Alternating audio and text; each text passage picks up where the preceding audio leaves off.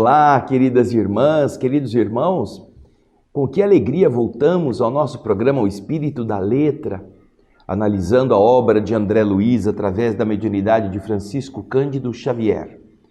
Este já é o 10º livro e estamos encantados com todo o seu conteúdo.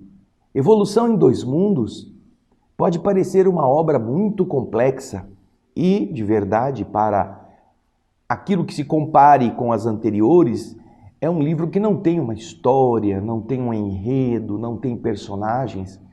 Porém, ele traz toda uma história evolutiva para que nós entendamos como que, nos dois mundos, o espírito pode evoluir como mônada e pode também receber a contribuição dos corpos em formação, que também evoluem nos dois mundos.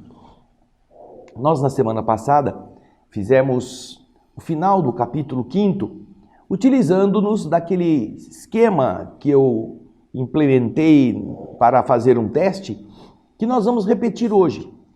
O capítulo 6º vai falar sobre a evolução e o sexo.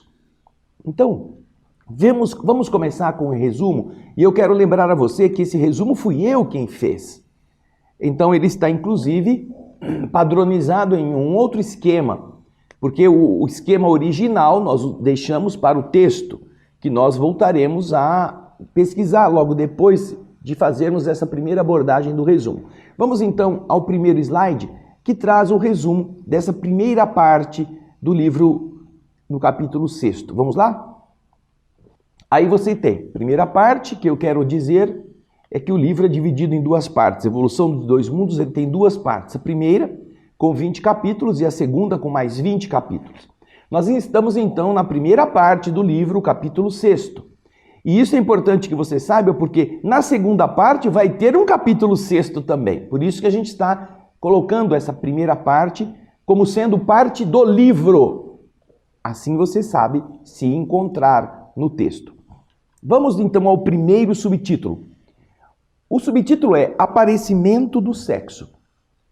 Neste pequeno subtítulo inicial, nós vamos ver André Luiz explicando o seguinte, depois de muito tempo de exercícios de reprodução sem trocas genéticas, quando os seres ali estavam se reproduzindo sem gametas, sem fazer a combinação de dois seres para formar um terceiro, as chamadas reproduções assexuadas, depois de terem exercitado estes processos por longo tempo, os orientadores espirituais aproveitam-se de um grupo de bactérias que apresentava propriedades magnéticas positivas e negativas para iniciar a preparação da reprodução sexuada. Nós aprendemos na escola que o positivo e o negativo se atraem. Positivo e positivo se repelem, negativo e negativo se repelem, mas o positivo e negativo se atraem. Então, quando é possível encontrar, como você viu aí, bactérias que tenham uma estrutura que permita polarização de positivo e negativo, os espíritos que estão treinando toda essa evolução com os pequenos corpos que estão se modelando, utilizam-se desse grupo para começar o processo de amadurecimento de uma reprodução que não seja mais a divisão apenas do mesmo corpo, fazendo com que as células seguintes sejam idênticas ao corpo original. Não. Agora, eles estão não mais apenas investindo nessa divisão sem sexo. Eles estão agora preparando um processo de combinação de elementos, de dois seres diferentes para poderem produzir um terceiro, com características iguais, mas específicas para a sucessão da raça. Então é esse o contexto. Agora nós vamos ao slide, e você vai ler o slide e entender essa ideia genérica, essa ideia global que André Luiz sintetiza neste comecinho. Vamos ao primeiro slide do texto do livro original. Vamos lá? Aí está. Aparecimento do sexo.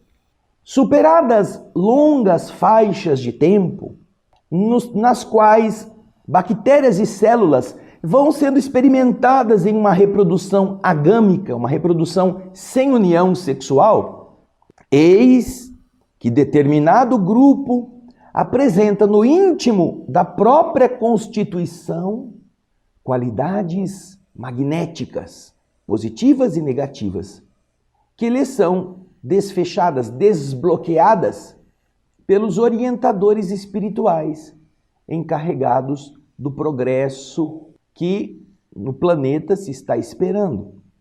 Pressente-se, então, a evolução animal em vésperas de nascer. A evolução para o caminho de chegarmos ao reino animal. Ainda não nasceu, está começando. Então você vê milhares e milhares e milhares de anos e séculos e os engenheiros cósmicos, engenheiros terrenos, engenheiros espirituais da evolução das espécies estão treinando até que chegam a essa necessidade de combinar gametas.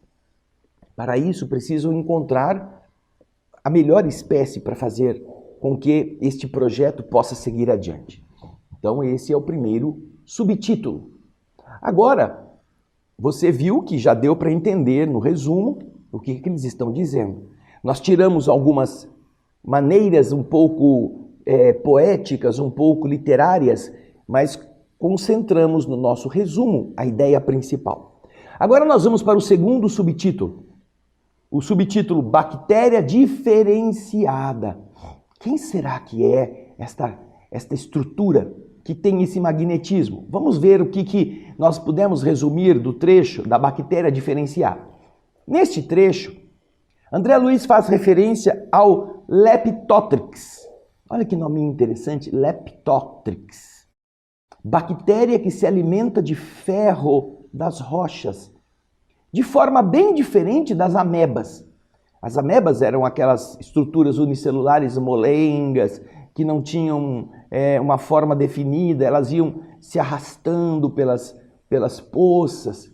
André Luiz descreve essa estrutura, essa bactéria, e nesse trecho da bactéria diferenciada, ele faz essa descrição e ele explica que, perdendo uma carapaça, uma casquinha de ferro que tem em volta da estrutura do seu citoplasma, perdendo essa carapaça de tempos em tempos, o Leptotrix precisa nadar até encontrar outra semelhante onde ele se abrigue, facilitando a atração sexuada e permitindo que após longo tempo de nascer e morrer, nascer e morrer, nascer e morrer, o Leptotrix evolua, dando origem às algas verdes, com as quais se inicia a reprodução sexuada sobre o mundo. Esse é o resumo básico desse subtítulo. Então, os espíritos responsáveis encontraram o Leptotrix, vão investindo nele. Ele morre a carapacinha de vez em quando, tem que nadar, procurar outra, e ele tem as polarizações, positivo e negativo. Então, começa a haver o quê?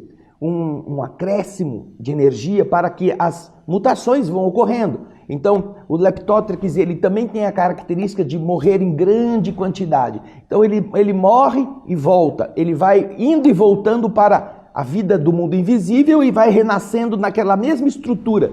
E em cada uma dessas idas e vindas, os espíritos atuam para ir melhorando, até que ele possa começar a encontrar-se em um outro padrão mais avançado das algas verdes, que nós vamos ver daqui a pouquinho. Esse é o resumo. Vamos ao texto original? Vamos pegar aí o subitem, o subtítulo Bactéria Diferenciada. Vamos lá. Diz André Luiz no texto oficial do livro: de todas as bactérias já formadas, uma delas se destaca nos imensos depósitos de água doce, desses leitos que na terra da época, aqueles leitos rochosos, desse período em que surgiu a vida na Terra, o Algonquiano, aqueles períodos que nós vimos já em programas anteriores, períodos geológicos de formação e de desenvolvimento. Essa bactéria, ela é diferente de tantas outras que se estiram sobre a crosta da Terra. Ela não tem a aparência de ameba, não tem características ameboides.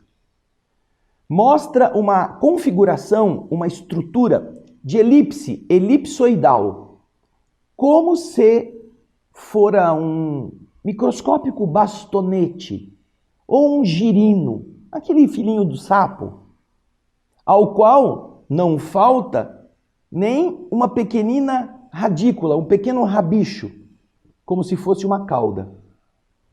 É o Leptotrix. Aí ele está apresentando como que é esse bichinho. Uma alga microscópica com características de bactéria. Já é uma alga com características de bactéria.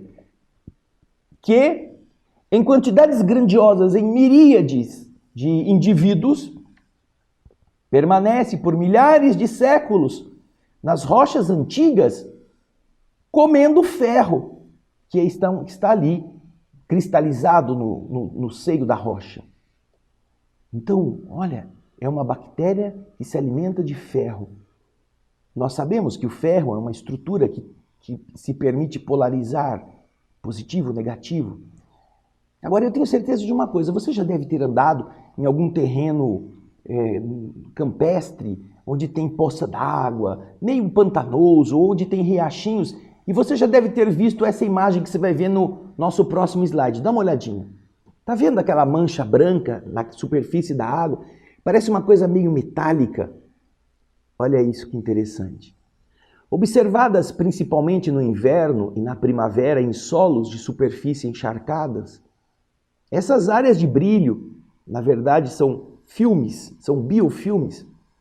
Elas são produzidas por bactérias de ferro, o Leptotrix, que vivem em solos ricos em ferro. Essas bactérias prosperam em condições que não precisam de oxigênio, anaeróbicas, causadas pelo estado do solo que está saturado de água. Então elas se reproduzem e vão formando esses filmes na superfície do líquido, que é meio parado, por isso ele fica ali meio estático. Mas dá uma olhadinha na cara desse Leptotrix. Vamos ver no próximo slide. Olha ele aí, ó. Essas são visões em microscópio.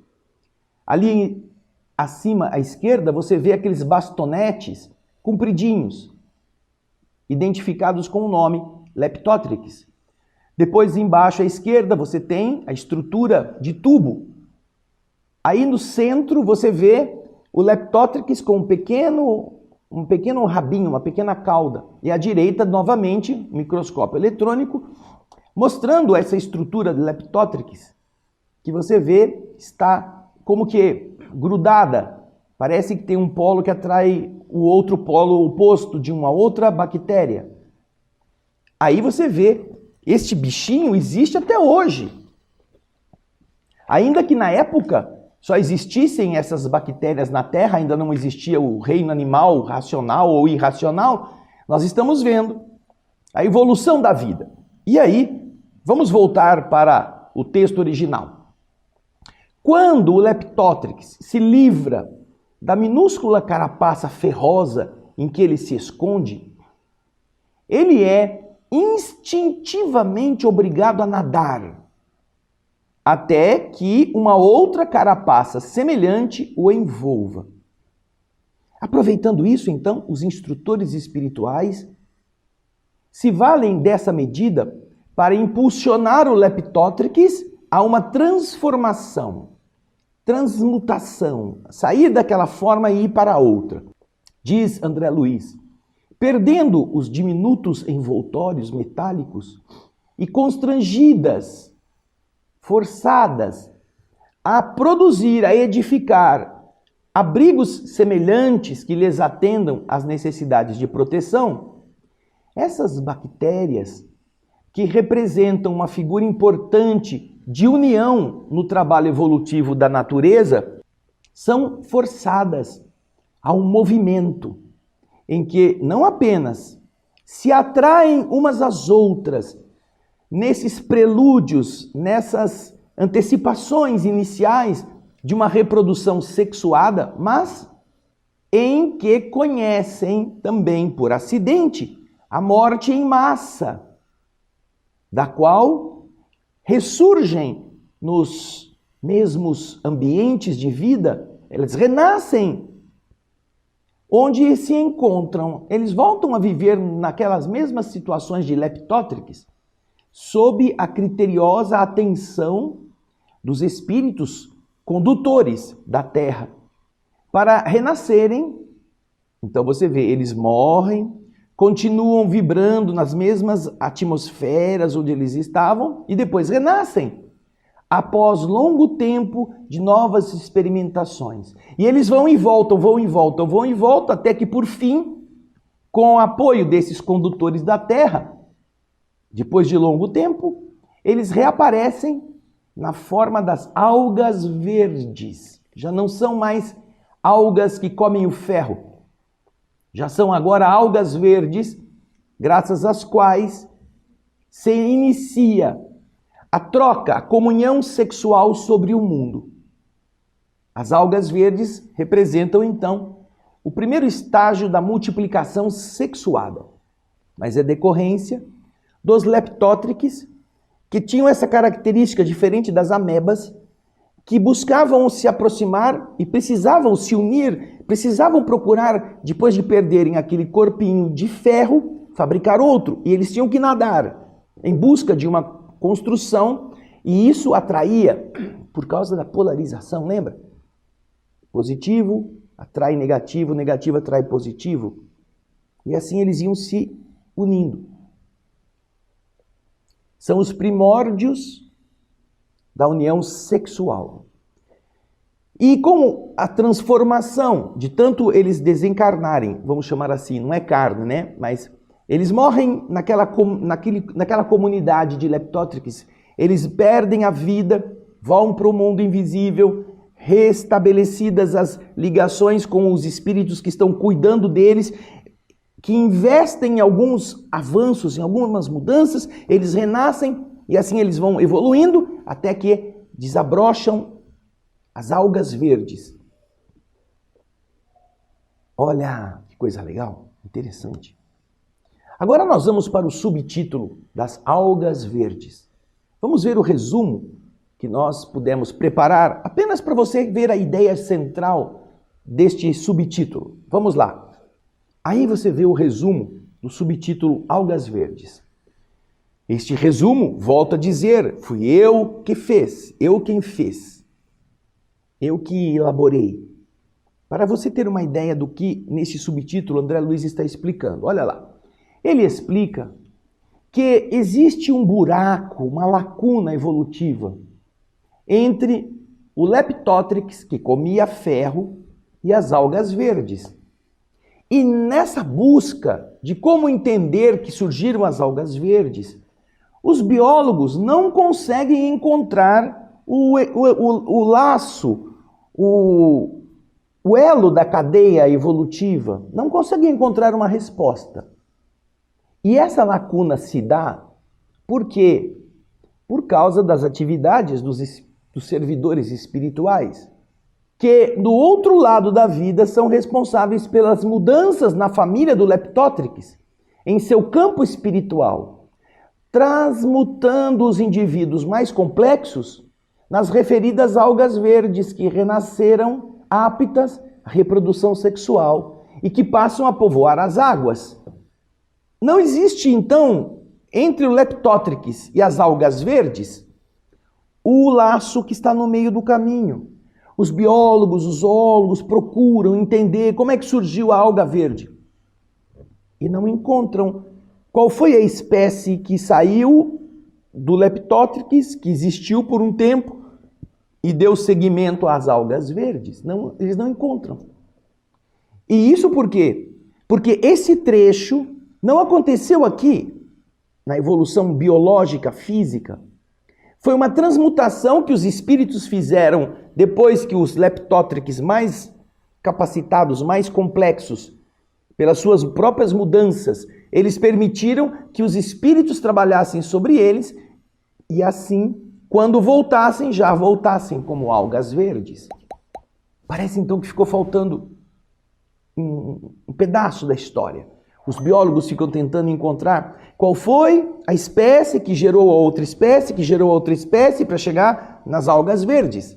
Sai de reprodução assexuada e de repente chega na reprodução sexuada.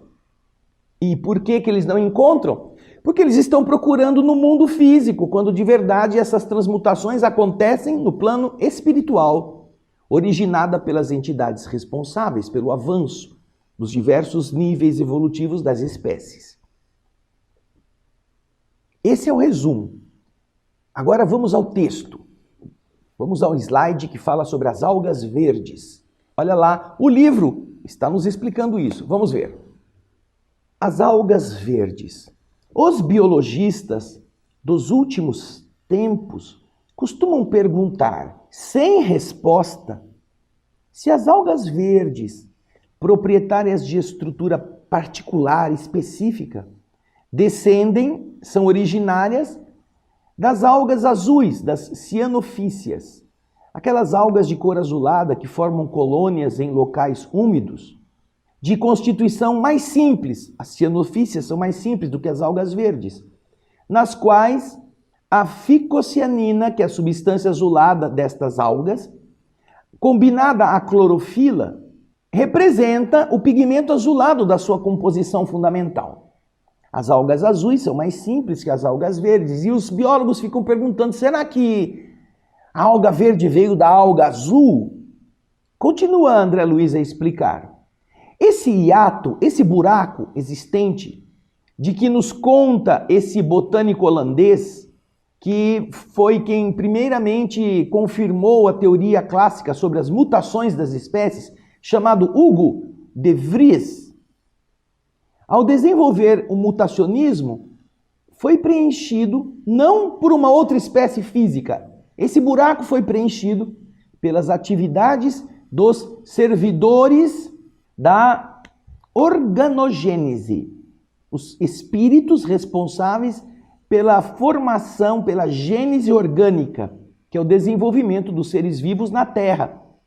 E estes espíritos submeteram a família do Leptothrix a profundas alterações nos campos do espírito, transmutando-lhes os indivíduos mais completos, que reapareceram já metamorfoseados, já transformados numa outra forma, nas chamadas algas verdes, que invadiram luxuriantemente, exuberantemente as águas, instalando novo ciclo de progresso e renovação. Você vê que a evolução do Leptothrix, de ser simples e assexuado, acontece no plano espiritual. Aqueles mais completos representantes da espécie Leptothrix são levados a laboratórios espirituais quando morrem aqui e lá sofrem alterações para quando renascerem, já renascerem como algas verdes. Por isso que os biólogos não encontram aquela ponte, por onde passou, como que se estruturou essa mudança. Porque essa mudança não aconteceu fisicamente, aconteceu na transmutação vibratória do outro lado da vida. Interessante isso, né? Que bacana, olha só. Você vê que uma coisa depende da outra, uma coisa causa a outra, fornece o material para que o mundo invisível atue, melhore e depois trazem ele de volta para ele poder viver numa outra espécie. Agora nós vamos então para o resumo do subtítulo que tem como nome Concentrações Fluídico-Magnéticas. É o resumo. Aquilo que eu mesmo fiz, que estava logo abaixo das algas verdes. Vamos ver na tela. Concentrações fluídico-magnéticas. Diz André Luiz, neste trecho, que é talvez o trechinho mais longo deste capítulo 6º, que os operários divinos que transformaram aquela matéria elementar primitiva em uma massa de átomos, elétrons e prótons para formar a Terra. Lembram-se que nos primeiros programas nós mostramos que havia o hausto de Deus, o fluido, o plasma divino. Primeiro capítulo deste livro, o plasma divino. E esse plasma foi transformado lentamente, fazendo com que ele perdesse espaço intermolecular internamente e pudesse se concentrar em concentradinhos de energia giratória, que eram os átomos. Esses mesmos operários divinos, esses espíritos muito evoluídos que transformaram a matéria elementar primitiva em massa de átomos para formar a Terra, para formar os sistemas físicos, também se basearam na combinação química. Eles mesmos também elaboraram essas combinações químicas diferentes de átomos, depois de elementos, depois de substâncias, depois de coloides, como nós vamos ver no texto original, para fornecer à mônada elementar, aquele princípio de inteligência, condições para que ela se desenvolvesse.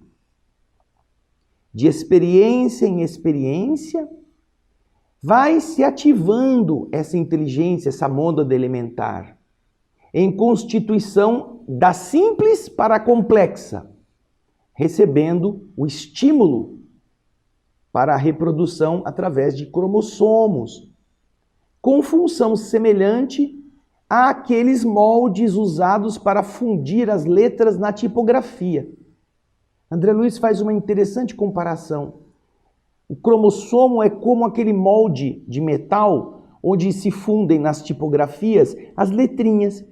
Uma tipografia precisa de muitas letras A para fazer o texto, para compor A, B, C, ter todo o alfabeto. E não é só uma letra de cada, tem que ter centenas, milhares. Porque você imagina um texto, quantas letras A não existem? Quantas vogais se multiplicam? Porque para uma palavra ter som, ela precisa ter o barulho da vogal, aquilo que é vocal. Por isso que tem esse nome. Então, da mesma forma que na tipografia precisamos ter essas vogais e as letras que vão se combinar, os cromossomos representam parecidas estruturas que se replicam. Daí ele usar a figura da tipografia. E é interessante, porque você vê que os mesmos espíritos, a mesma estrutura que modelou a massa original, o plasma, lá no capítulo 1, você vai ver o título. Olha lá, plasma divino, a cocriação em plano maior. Vai lá no programa do capítulo 1. Nós mostramos como que todas essas coisas foram organizadas.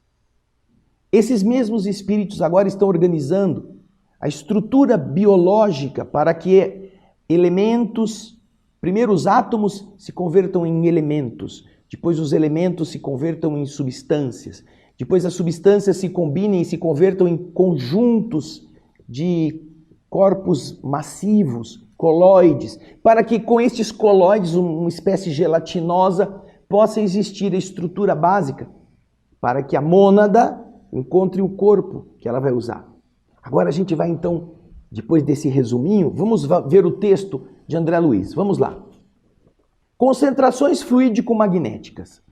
Ao toque dos operários divinos, a matéria elementar, aquela básica, fora no princípio transubstanciada, fora transformada em massa astronômica de elétrons e prótons, que construíram, que teceram o largo berço da vida humana em plena vida cósmica. O berço da vida humana é a Terra, são os mundos.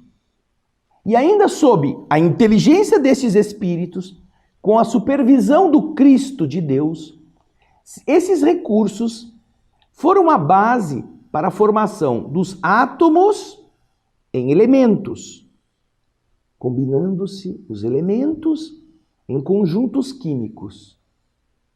Eles são os responsáveis por abrirem os conjuntos químicos, dando lugar aos coloides, essa substância gelatinosa que mescla uma solução com um soluto com um solvente. Mesclam-se os coloides em misturas substanciais, oferecendo ao princípio inteligente, que está vindo da amplidão celeste, o ninho propício ao seu desenvolvimento.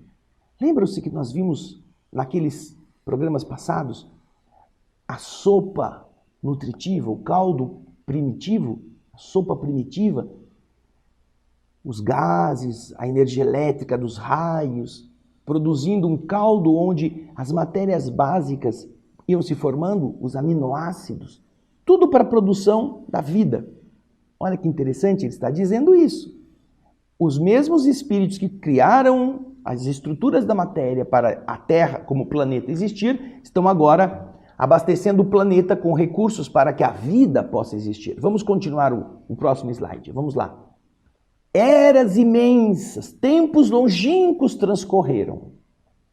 E esse princípio inteligente, a mônada, destinado a crescer para a glória da vida, nos dois planos distintos de experiência, crescer no plano físico e crescer no plano do espírito, quando se mostra ativado em constituição mais complexa, nesta área de evolução, recebe, aí também você vai ver a sequência, recebe desses mesmos arquitetos da sabedoria divina os dons de uma reprodução mais complexa através dos cromossomas ou concentrações fluídico-magnéticas especiais. Os cromossomas são essas concentrações fluídico-magnéticas especiais a se retratarem, a se apresentarem através do tempo pela reflexão constante no campo celular. Concentrações essas que, por falta de uma terminologia adequada no dicionário humano, nós iremos simplificar tanto quanto possível, comparando essas concentrações aos moldes fabricados para o serviço de fundição na oficina tipográfica. Os cromossomas, estruturados, compostos em grânulos, pedacinhos infinitesimais de natureza material e espiritual, físio-psicossomáticas, esses cromossomas partilham do corpo físico, eles fazem parte da matéria densa pelo núcleo da célula em que eles se encontram e também partilham do corpo espiritual por estarem mergulhados no citoplasma em que se implantam. E como acontece aos moldes tipográficos, que são formados de linhas para que se lhes expresse o sentido, também eles, os cromossomas, são constituídos pelos elementos chamados genes, o que lhes dá, tanto quanto ocorre ao alfabeto humano, a característica de imortalidade nas células que se renovam, transmitindo às suas sucessoras as suas particularidades e as suas disposições específicas, nas mesmas circunstâncias em que, num texto tipográfico, as letras e os moldes podem viver indefinidamente no papel, no material destrutível e renovável, por intermédio do qual se conservam e se exprimem na memória das gerações. Com o tempo, diferenciam-se os cromossomas nas áreas da evolução segundo as espécies. Da mesma forma como variam as criações do pensamento impresso de acordo com os moldes tipográficos nas esferas da cultura. A tipografia, naturalmente, ela produz vários livros e vários estilos literários podem nascer disso e também os cromossomas podem ir se modificando em cada espécie. Aí ele continua explicando que os elementos germinativos, os que vão gerar, são minuciosamente analisados e testados nas plantas, até que sofram transformações essenciais na química das algas verdes. Ali começou a questão, não é? A estruturação dos cromossomas, de cuja constituição das algas verdes caminham no rumo de mais amplos desdobramentos. Então, você vê que interessante? Os cromossomos são estruturas que vão dar origem, pela combinação, pela polarização, a uma nova célula.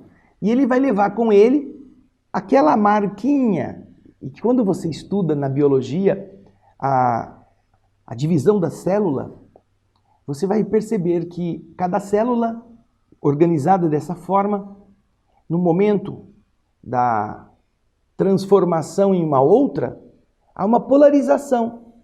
São duas estruturas que estão aparentemente juntas, que vão ganhando espaço, uma vai para o cima, outra vai para o alto e outra vai para baixo, e elas puxam como se puxassem os outros cromossomas que já se duplicaram na massa celular, na massa ali do núcleo. E com isso, eles fazem as diversas fases da prófase, telófase, e você vai entender isso quando você procurar essas representações da biologia celular. E com isso, essas coisas vão se multiplicando. E da estrutura básica da alga verde, em que esses cromossomos começam a aparecer, naturalmente eles vão gerar em cada espécie as combinações adequadas para aquele grupo celular que vai dar origem a animais, diversas famílias. Você vai ver então que através da combinação dos genes, essas ordens, na mesma sequência que um texto tipográfico tem várias palavras unidas com as letrinhas, você vai reimprimir e vai fazer o mesmo livro milhares de vezes. Ou se você quiser, você recombina determinadas coisas, determinadas letras, e você imprime uma outra história. Você altera aquilo que antes era um romance, agora vai ser um livro de escola, um livro técnico, com os mesmos tipos, as mesmas letras, combinadas de outro jeito. Então, a biologia atual está colocando letras, o DNA, que são letrinhas que fazem a ligação entre as duas hélices do nosso DNA. Adenina, citosina, guanina e timina. Cada uma tem uma letra. É assim. E cada uma se combina. E vai fazendo essas combinações milhares de vezes, multiplicando as diversas hélices. Na divisão, se separam e, de novo, a recombinação acontece e se faz de novo um novo ser, quando a célula está se subdividindo. E é a essa combinação que se refere André Luiz na multiplicação das características de cada célula e depois de cada espécie que vai dar origem. Você vê que já é um processo muito mais complexo. Já vai ser estruturado um projeto de corpo mais amplo, com mais detalhes. Não é uma ameba, não é um ser unicelular, não é uma construção que não tem exigências mais complexas. Não, já é uma construção que dali vai dar origem a muitas outras formas de vida. Bem, essa é a primeira parte, é o primeiro programa do capítulo 6º. Eu tenho certeza que com o seu esforço você vai aprofundar muitas dessas explicações. Mas o que nós estamos fazendo no Evolução em Dois Mundos é mostrar a você que é possível você ler um capítulo sem medo. Você tirar os pontos principais. Você depois deixar aquelas informações técnicas para uma pesquisa em um segundo momento, que é bom que se faça. Nós não estamos aqui querendo baratear o seu esforço, querendo que você veja isso como se fosse uma coisa superficial. Não, aqui é profundo. Só que muita gente não gosta de ler o livro porque eu não entendo essa palavra, não entendo a outra, eu desisto. Vou ler uma coisa mais fácil. Mas aqui está o conteúdo importantíssimo para você entender a dupla evolução, tanto na matéria quanto na alma da mônada, para que ela encontre um corpo adequado e um corpo melhorado pelos espíritos, para que a mônada também amplifique-se, ela também evolua, ela também se renove, formando o seu futuro perispírito. Olha que legal. Bom, na próxima semana nós vamos dar continuidade a esse capítulo 6º na parte final. Eu gostaria que você, se puder, nos enviasse comentários se esse estilo de fazer o resumo e depois ler o texto está ajudando você. E se estiver, você deve fazer isso sempre. Nós estamos sempre abertos aqui a sugestões. Eu gostaria da sua opinião.